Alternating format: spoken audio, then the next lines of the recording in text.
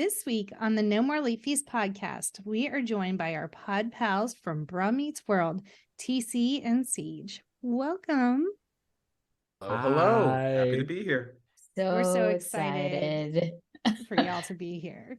Just have to give a shout out to our friend Andrew, who absolutely loves your podcast and is very jealous that not only have we been able to be on yours, that now you're going to be on ours. So I had to give him a shout out because he's such a supporter of both of our shows. So hi, Andrew. Love that.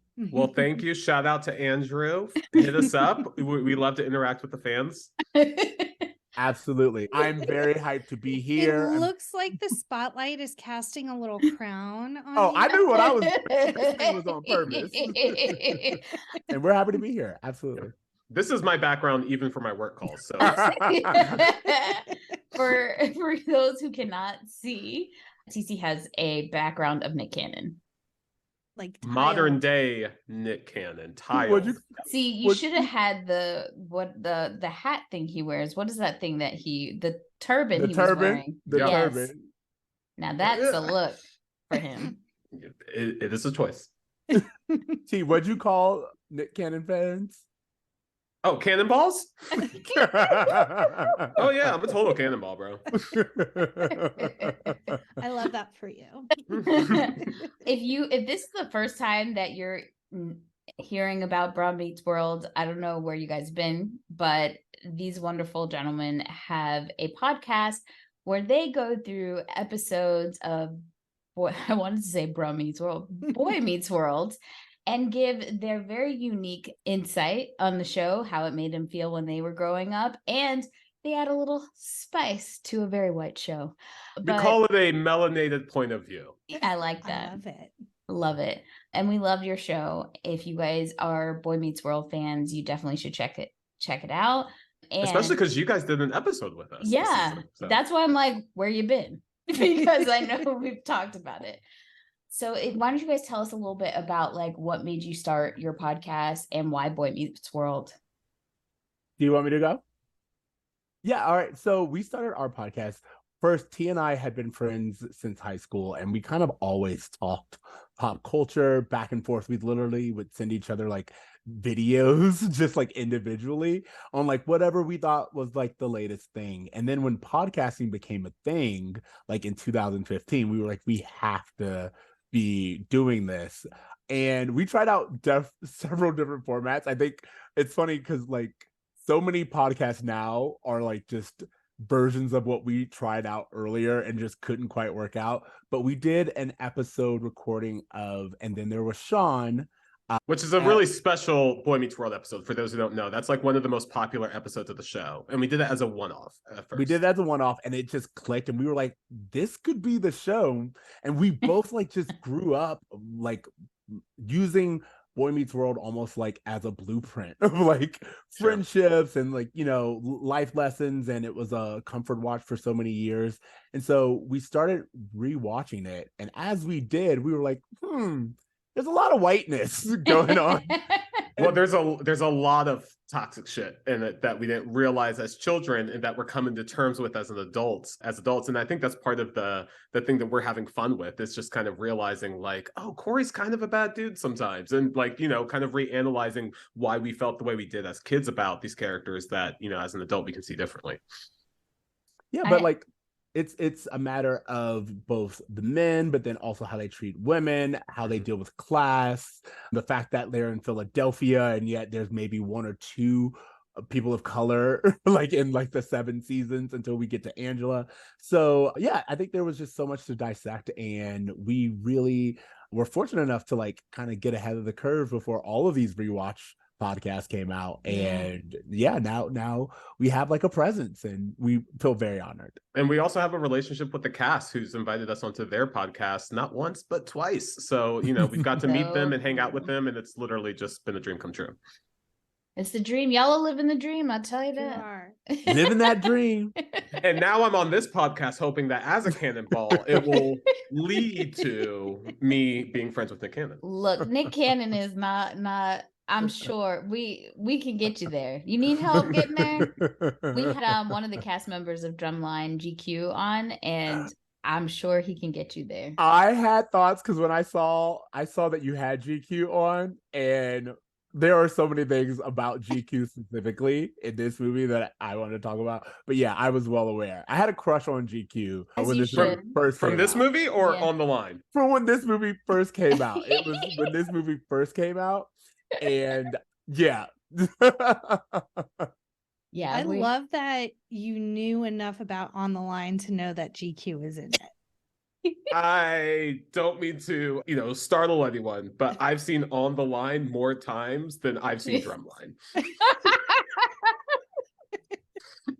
It's a Lance Bass, Joey Fatone rom-com. How could I know? Right? Oh boy. Sometimes I try to forget that I saw that movie multiple times. The favorite. It's something. That and Spice World make a great combo movie night. Oh, I love Spice World. There's also another movie that like a bunch of them are in. What is it called, Jackie? Long Like Shot? Long Shot. Which I have not seen. It has a I bunch of haven't like seen O Long Town Shot. and C Note guys in it. O-Town people? O Town people. Yep. We are from Orlando originally, so whenever anyone says O-Town, it's like we got to give it up for O-Town. My 6th grade class took a field trip to House of Blues to be in their first performance of their show. So I go back.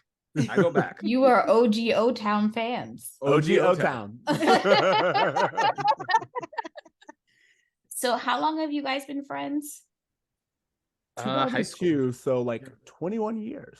Wow. Oh my goodness. I feel so old all of a sudden. Right? Our friendship can buy beer. Wow. Ooh, I That's like a good that. way to look good. We always love, first of all, when we have other podcasts on, but we love when we can meet other people who've had long time friendships. So we've got you guys by 4 years, but Oh, yeah, you know what? but we're older, so there's. I want to that. say, like, it's something to aspire to, is what I heard. I don't even know what anniversary we just had. What did we get? Aluminum paper? I don't know. Oh, I don't know. We got a trip to Universal Studios. Oh, Hey, that's a good. I love that you guys are having friendship anniversary dates. All friends should do that. I don't know if we have an anniversary, but we should just make one up so we can do that. We can do it, absolutely. You should. We just use my sister as a litmus. Barometer. Yeah.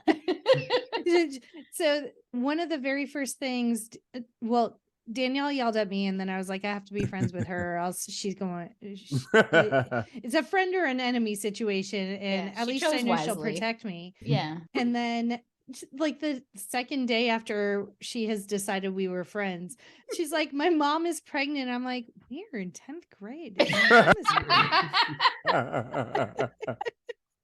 And so my sister is literally the same age as our friendship. So we told my sister for her 25th birthday, we were going to Universal. It happened to be a month after her birthday, but it's also our friendship anniversary. So it all worked out. That's There you great. go. I love that. Yeah. That's a good way to find out.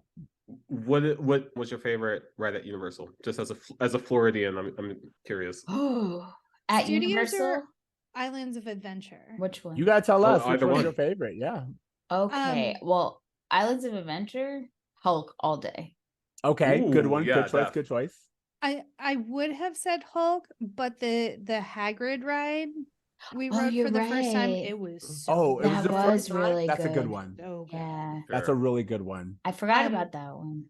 At Universal Studios, Escape from Gringotts. Yeah. Okay. Yeah. I think that's my answer too, because I don't remember anything else at Universal. We didn't do much there. As a lifelong Universal Studios visitor, I used to love like the I Love Lucy museum and like Me the monster show that they too. used to do, and like all Yeah. the like Halloween Horror Night stuff. That was always my favorite. I liked the birds thing that they had, but they got rid of it. The Hitchcock thing. Yeah, that Alfred was so Hitchcock. good. Ooh, I changed my mind. I always loved the Mummy ride. It's Oh, yeah, really I mean, it's good. a It's a good really one. good one as well. Yeah, That was a it- really, really good one. Even though I I remember lost when that my was King glasses Kong. once. Yeah. I used to work at Universal when I was a Really? teenager for years. I worked from like the time I was 16 to 21. And we used to just treat Universal like our backyard, like just go on all the rides, do everything. So I have a very long history with Universal, and I'm confused now because like I haven't been as much as I used to go, but like I just have the memory of like what used to be there. Like, yeah. Well, here's a little fun fact for those who live in Orlando. You can work at City Walk for 1 day a week, 1 day a month, and still have full access to all the parks, by the way, just in case you're curious. Interesting. That's cool. I did. I waited tables at Bubblegums maybe twice a month. Of course you did. And just for You the got a red access. coconut. Of course. Well, we Yeah. have a little game. It's this or that. This or that. I can speak. So Drumline, I feel like Drumline was a start of a very kind of, I don't know what the genre is because it's not just dancing movies, specific. and it's not just, it's just some. Okay, Yeah, I'm gonna call the category some. So So we have some movies, and we're gonna see if which one you prefer, this or that. Okay. And Jackie's got that. I'm excited. With that. So our first this or that is Drumline or Stomp the Yard. Ooh. Ooh. Honestly, I'm probably gonna go Drumline. For the cast, probably is like the main pull for me. I'm gonna go Even Drumline because of the story. Like I feel like this is. I was like, oh, you are so both paint by numbers, but also good. Like it's a good paint by numbers movie. Everything from like the rebel who's just immature to the girlfriend who's just there for like 10 minutes total. You know, like like the teacher who's too much of a teacher, he's too highbrow, needs to be brought down a little bit. The competition, like all of the beats, I'm like, you're hitting all of them and you're doing it right. So yeah, I'm gonna go Drumline. Next up, we got You've Got Served versus Step Up. All right, I have an answer. Yep, you got served. Yep. Your black card was, I was waiting. Culturally, for the soundtrack, for the style, like I just. Are we gonna? Go ahead. I was gonna say it was a movement. It was part like.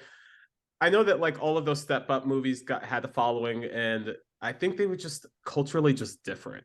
And You Got Served. You know what's funny? I was watching a lot of interviews with Shameik Moore, who does the voice for Miles Morales in Spider-Verse, and every time they asked him what his favorite movie was, he said You Got Served. I just thought that was really interesting. He has said some off-color things, and we could talk about that off. Sure.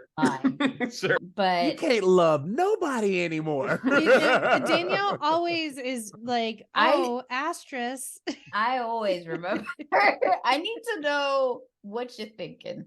Well, I feel that way about Marquise Houston. Yeah. Kidnapper. Asterisk for You Got Served. Yeah.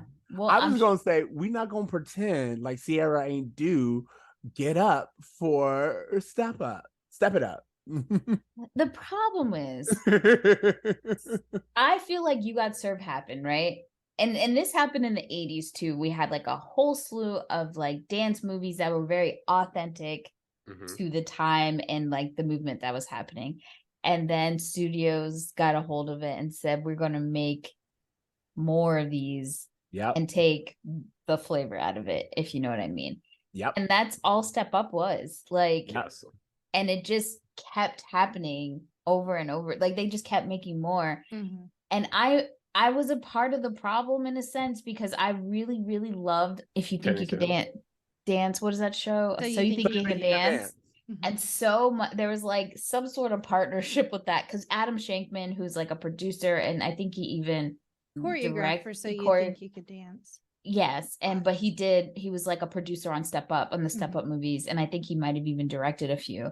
So there was that connection. So I was seeing some of my favorite dancers, and they're like, "And you won a chance to be a Step Up, so you know I had to go see the damn movie."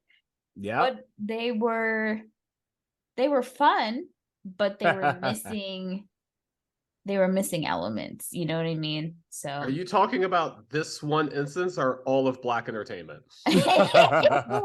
well, now that you said it. Now that you said it. So yeah. Our next one kind of is along the same lines. Save the Last Dance versus Honey. Oh, Save the Last Dance. I like, no, hands down. I'm gonna Watch me pass on squash both. this. Yes. Nope, Pass nope. on both. Empty. Like here, there. Like I gotta give you this. First of all, Save the Last Dance was one of my sister's favorite movies. Favorite movies. Now she is younger than me, but like that movie could come on at any time, any place, and she would stop everything and watch Save the Last Dance. Second of all, Save the Last Dance is one of those movies that's like a time capsule, and we really thought you was doing something. And then, you swore that routine where she ends, again, like, but then also Kerry Washington, yes, as a single teen mother, Bianca Lawson. Yeah, the cast is not the problem with that movie, guys. We all know what the problem with that movie is. It's pretending that Julia Stiles can dance. Like the whole movie is built around the fact that we have to pretend like she can dance. Her final routine is honestly elementary at most. I feel like this movie is a Mandela effect. What? Like In what way? Like we thought like that was a good routine, and then you go back and watch it and you're like, I will say this wasn't the routine I saw. I never thought that routine was good. Now she has Jessica Alba is a better dancer. Yes. But she's in a worse movie. Yes. Yes, and that's why if I am choosing Save the Last Dance, because it gave us it gave us a school with security systems, cross the track, white girl comes in, and she was like, "You don't know what I can do." Oh my God, there's so much I can go on. Well, then I will vote for Honey. Same thing, but Latina girl walks in. Roll Bounds or ATL? ATL. Don't gotta think about that one. That was off like just immediate. No hesitation. Then we have Feel the Noise or Step In the Movie. I gotta be honest, I don't lie. know that I've seen either of These were scraping the bottom of the barrel. All right, I don't feel so bad. Okay. And lastly, we have Jump In or Bring It On, All or Nothing. I'm gonna go Bring It On, All or Nothing, but because I went to school, like my college was a huge cheerleading school, and they are in a lot of the sequels. Like a lot of my friends are in the sequels of the Bring It On movies. And to your point, I remember when they were filming, I think that movie at Universal, because they had like a little soundstage where they used to record all of the Bring It On movies. So yeah, I'm gonna go for loyalty. I'll agree with you. I'll also choose Bring It On, All or Nothing, because especially when you get to the sequels, those movies get ridiculous in like the best way possible. And this movie in particular, this is the one with Solange and Hayden Panettiere, right? The crumpin' scene. Oh my God. God. This is another one where This it's like, movie what was y'all doing? Ridiculous, but it's so fun to watch. I love my girl Kiki, and I love that they brought in Double Dutch to the masses in a Disney movie, but 100%. it's that boy, Corbin Blue? That boy. Why did you talk about him like you massive? Wow. Like, what Corbin do to you? Y'all have to remember we're a little bit older than you, so he was not my generation. He was not my Disney Channel. Okay. Sure. Here's the thing, he wasn't mine either, but we are close enough where We were on the cusp. I'm gonna keep it hush. Let me mind my High business. School Musical came out our freshman year of college, just to put that in some perspective. Like we missed it, and because I feel like that movie was for middle schoolers, right? Yeah. I'm not gonna lie, I was still watching those Disney Channel movies, and I'm not ashamed. Disney Channel used to have like really good movies. Like they were cultural moments, and High School Musical was one of those like, oh, this is a cultural event. You know what I mean? Like sometimes something comes out and everyone's just into it, and you're like, oh, you've hit the formula just right. it's not for me, but these people are gonna love it. It's also a very well constructed just musical from just like a standpoint of just like the way the songs flow, the messages that come across. Like it's a very good musical. I remember parts of the second one, but all I ever remember is the Zac Efron song. Bet on it. Bet on it. My fave. That's the only thing worth watching in that movie is watching that asshole jump around the golf course with all his heart and soul. Kenny Ortega was putting crack in that shit. I'll tell you that. Yeah, they all went to Palm Springs and did coke and just filmed the movie over a weekend. It feels like. And I do love the character of Sharpay. I think Ashley Tisdale put her foot in it. For real.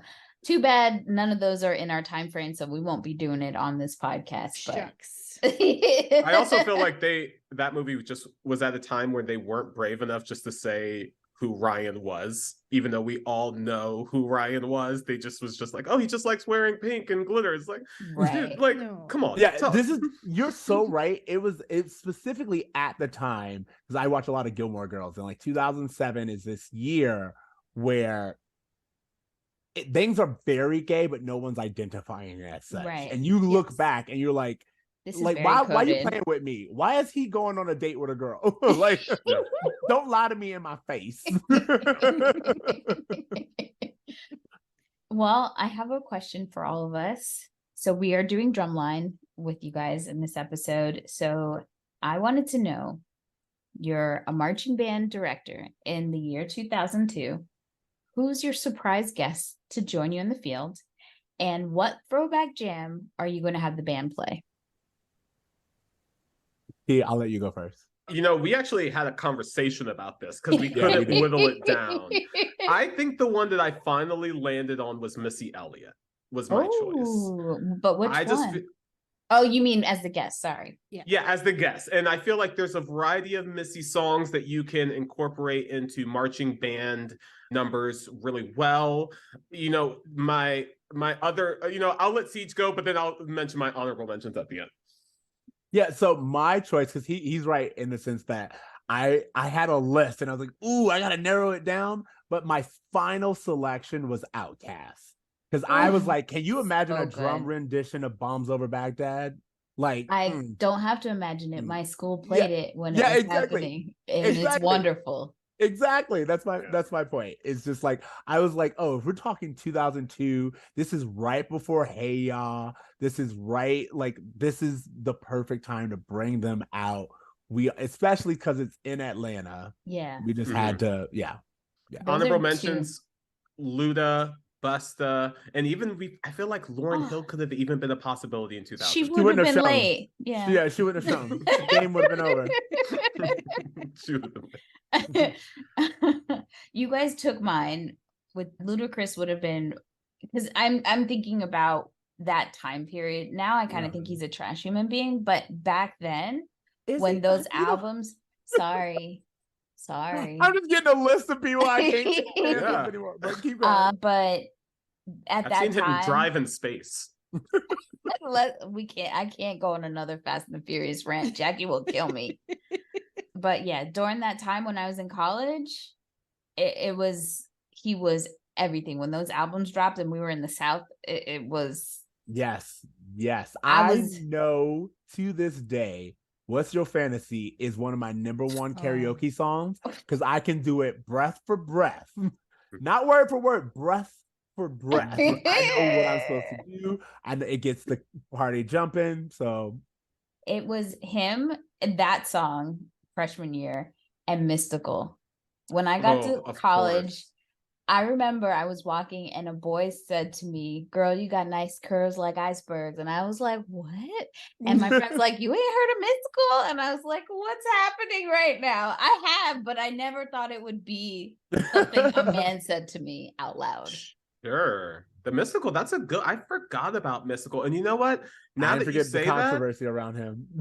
Yeah, there is. A poster of Mystical in the dorm room. Is that who it is? Yeah. Wow. I was going to say that, what's his face? Petey Pablo? Not Petey Pablo. Oh my gosh. God, Romeo. Oh, Lil Romeo? Oh, you're talking about Master P? Master P would be a great one for 2002. Yes. Also, I was very obsessed with Mr. Cheeks and that one song he had. Oh yes. Yes. Yeah. All great choices. And I think my throwback would definitely be anything from like the Coming to America soundtrack when they play my school plays that, and I always like something about it, especially with the drums. It comes out so good. Either that or Jackson 5. Anything Jackson 5 from the 70s would have been my choice. You know what? I hear you on the Jackson 5. Michael Jackson's my all-time favorite. I actually would say the 80s Jackson stuff, like in this, like, Can You Feel It? Yeah. Like that stuff plays really well for marching bands as well. Like That's true. with the horns and everything, like it lends itself to it really well. Thanks. Jackie? I went with Eminem. Okay. 2002. That's the biggest rapper in the planet. 8 Mile came out in November of 2002. So it's like the height of Eminem. So I just thought that like that would get everyone moving. And then for my throwback jam, it's one of my favorite songs. It's Thunderstruck by AC/DC. It's like a band arrangement, a marching band arrangement with like choreograph like the lights and make it flash when thunder, I think we could make it a spectacle. All solid choices, guys. I like it. I like thinking about 2002. It was a good time. It was a good time. Now, a scary time actually, but okay. Oh, right. You're right. I was in college. We were like a nation wrapped in fear. Yeah. I was all decisions based out of fear.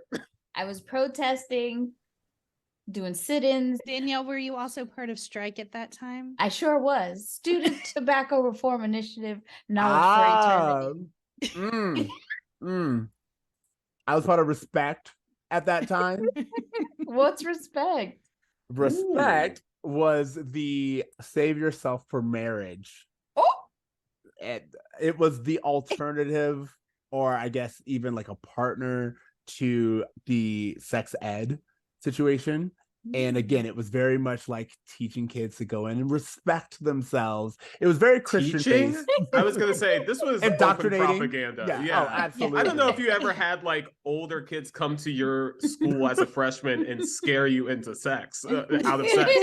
But they would literally do these like theater performances where like a bunch of guys would take turns spitting in the cup and then offer it to you and be like, that's what it's like when you've had a girl who's been around. And I'm like, what? Jesus Christ. Like, absolutely. It's wild shit. Like, to reflect on it, it's like, oh wow, Florida is a different breed. Florida was a different place. People got to understand. You think Florida crazy now? You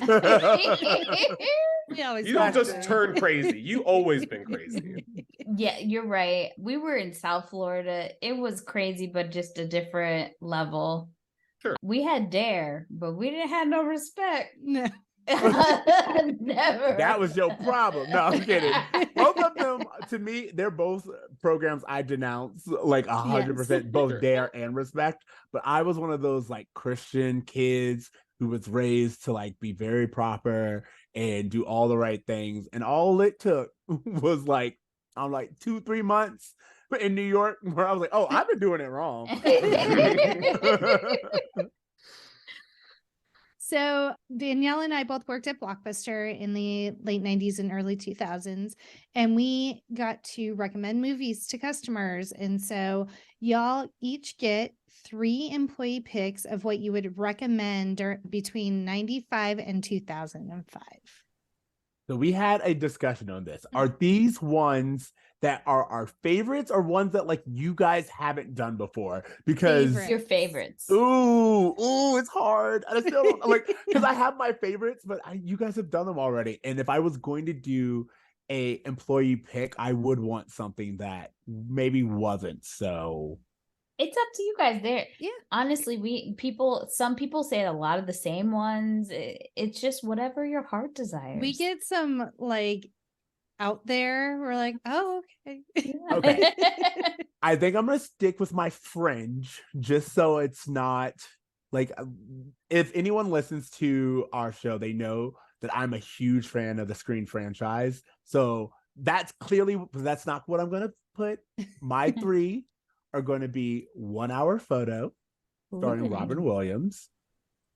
You got to see Robin Williams in a serious role, and this is such a good one with a good idea. Cats Don't Dance, which is a fantastic animated movie that is right up there, like musically, it's right up there with like the Disney Renaissance, and like the songs are beautiful. And of course, they use animals as an allegory for racism, like you do. But it's a really well-made show from a studio that existed for literally like one movie. Aww. And then I think I'll do Bone Collector. Ooh, that's such a good one. Yeah, exactly. Like that's why I chose it, because of that response. Bone Collector is one of those thrillers where I was a huge, like, I love a good thriller. And Bone Collector was kind of a response to Seven, where like everyone came out with like their version of Seven. Yeah. And Bone Collector stars Angelina Jolie, Queen Latifah, Denzel Washington, and it's just really good. Bone Collector, check it out. It's a good kind of what we would call now like an HBO late watch, you know? Those are my 3. My 3, I mentioned this to you guys before the show, all happen to be from the year 1998. I don't know why, but I'm going to go Bug's Life as my first one. I think that was a really underrated Pixar movie when it came out at the time. And I think that like Pixar has created a pretty decent library of films in the last 30 years. And I still feel like it's one of the better movies, especially, I feel like lately they've kind of like lost a little bit of their magic. And so I've been returning to the early hits. And I just think Bug's Life is just a fantastic movie. It's also just like, fuck the man, like let's all rise up and just like take him down. Like there's twice as many ants, or what is it, there's 4 times as many ants as there are us, and as soon as they figure that out, our way of life is over. Fantastic. Yes. Like more of that, please. Number 2 is Enemy of the State, another movie that I feel like was really ahead of its time. It's Will Smith just being targeted by the government and them using just advanced surveillance for the time in 1998 to monitor him. And I love watching that movie and just thinking about like, well, what's this now? What is this in 2023? T and I talk about this movie all the time because it predates the Patriot Act, and yet it's specifically talking about the Patriot Act. So it's so ahead of its time, and it's so accurate, and to live in the world that it was fearful of is just amazing. I think they tell us stuff so that we prepare for it, so that we don't freak out when it happens. That's the whole point of the movies. That's how they get us. That's creepy. That's chilling. I don't think you're wrong. Well, that changes Deep Blue Sea for me entirely. Not my third choice. My third choice is actually The Truman Show. I just think it's just a beautiful, wonderful movie that asks a lot of really deep questions. One of the things we talk about is how that movie was kind of ahead of the curve in terms of reality shows and what that does to cultures. Like, you have all of these people watching this man have this real life experience, even though he's kind of held prisoner by it, and yet they're all kind of captivated into it. So it's just really interesting, just the concepts that are talked about in that movie. So those are my 3. You have this kind of like anti-capitalism theme going out through all of them, but yeah, 1998. I love both of your picks, all classics. I have not seen Cats Don't Dance, so I definitely have to add that to. Add it. Well, we're gonna have to do it eventually, so definitely I'll gonna add it do to the spreadsheet. So why don't you guys tell everybody where they can find you on social, so they can listen and get to know you guys? Sure, absolutely. We are at Brummeets World. We are on Instagram and TikTok and YouTube, pretty much all the socials that you can think of. We also have a Discord page where people can go and talk about Boy Meets World stuff. And we also are on all the podcasting platforms. Awesome. And at this point, if y'all ain't following us on social, I don't know what to say. It's at No More Late Fees, TikTok, Instagram, Twitter, Facebook, YouTube.